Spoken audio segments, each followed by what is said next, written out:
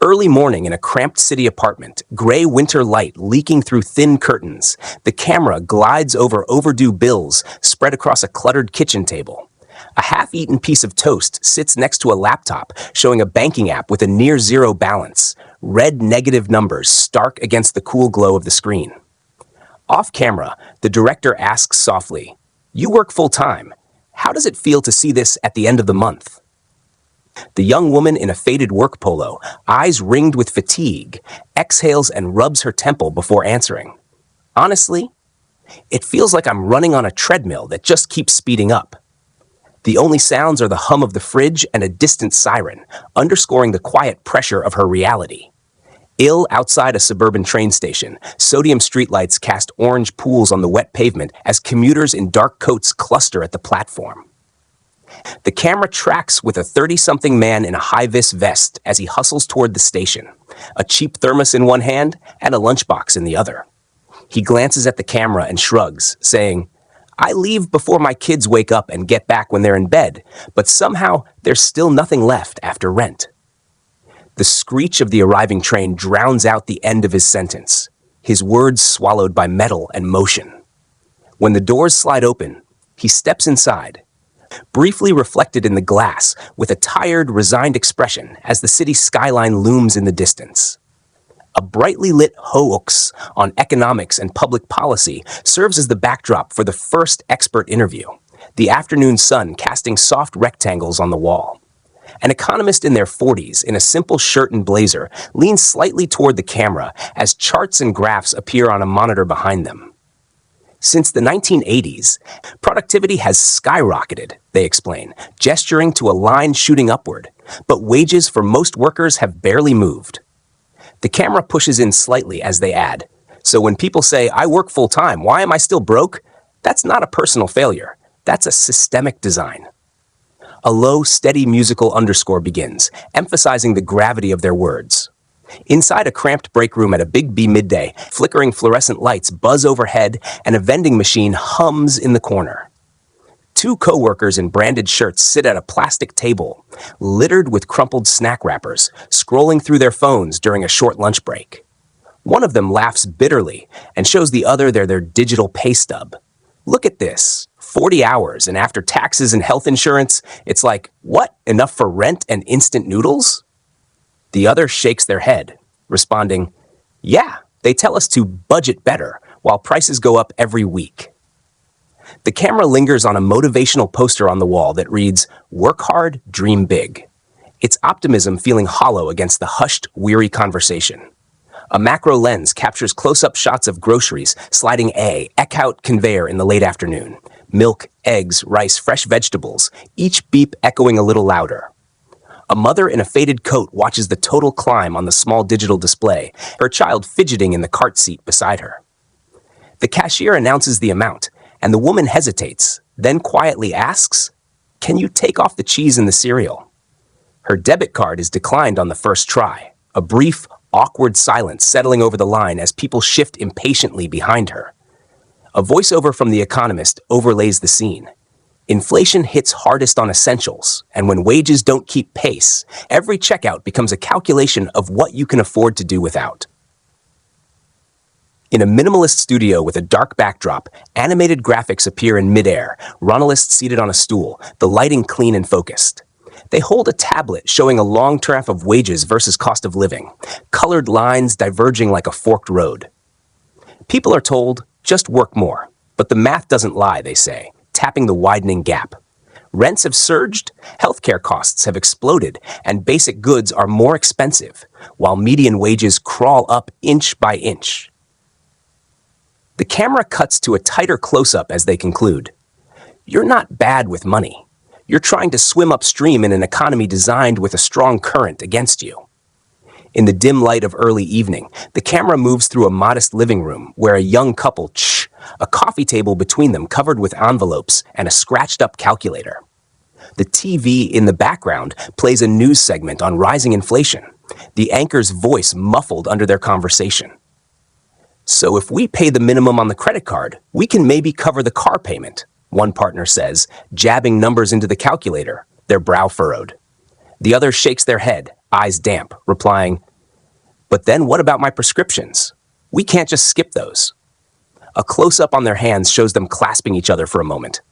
The gesture a small act of solidarity against the numbers stacked against them. Inside a crowded metro train during rush hour, the camera weaves through standing passengers gripping overhead bars, faces S in the harsh fluorescent light. A young man in work boots, earbuds dangling but not playing, stares at a poster above the door advertising luxury condos with the tagline, "Live your best life." A voiceover from the earlier economist continues. We often talk about personal responsibility, but rarely about corporate profits and shareholder payouts that have soared while labor's share of income has shrunk. The young man mutters under his breath, just audible to the mic, "Best life, huh? Not on what I make."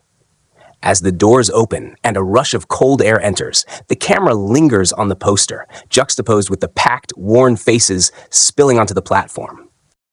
In a softly lit classroom-style space at a community center in the evening, folding chairs are arranged in a circle where a handful of adults sit with notebooks in their laps. A financial educator at the front writes Budgeting 101 on a whiteboard, the squeak of the marker punctuating their calm voice. Budgeting can help you see where your money goes, they explain, but it can't fix wages that don't cover basic needs. A woman in scrubs raises her hand and says, "I track every dollar, I cut everything I can, and I'm still in the red. So what am I doing wrong?" The educator pauses, then answers gently, "You're not doing anything wrong. The system you're in makes it almost impossible to get ahead on your income alone." A mirror floats above a sprawling cityscape, office towers glowing with illuminated windows, while traffic crawls along the highways like streams of red and white light. A narrator's voice overlays the aerial imagery. Behind these lights are millions of full-time workers who did everything they were told, got jobs, worked hard, played by the rules. The camera slowly zooms in toward a cluster of luxury high-rises, rooftop pools and penthouses clearly visible. Yet the wealth generated in this city flows upward, the narrator continues, concentrating in fewer hands, while those at the bottom juggle bills and debt just to stay afloat. A low, pulsing score underscores the contrast between the glittering skyline and the invisible strain beneath it. In a quiet research filing cabinets and academic journals, a labor historian sits at a desk cluttered with old newspaper clippings and union flyers, desk lamp casting a warm pool of light. They hold up a yellowed headline from the 1970s proclaiming, "One income, one house, one car." There was a time when a single full-time job could support a family and build modest wealth, they explain, their tone measured. Flipping the clipping down, they add, but policy choices, declining union power, tax cuts for the wealthy, deregulation have shifted the balance. The camera moves in as they conclude, so when people feel like their full-time job isn't enough, they're not imagining it. The social contract really did change.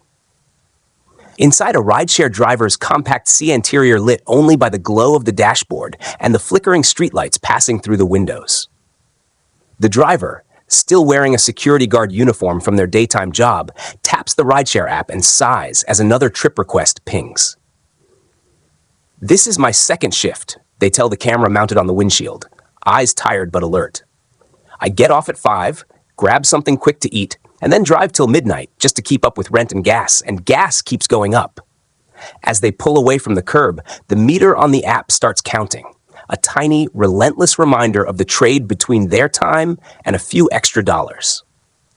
A stark, minimalist animation fills the screen in a control, bars and circles morphing into simple icons, while a calm voiceover explains the mechanics of inflation.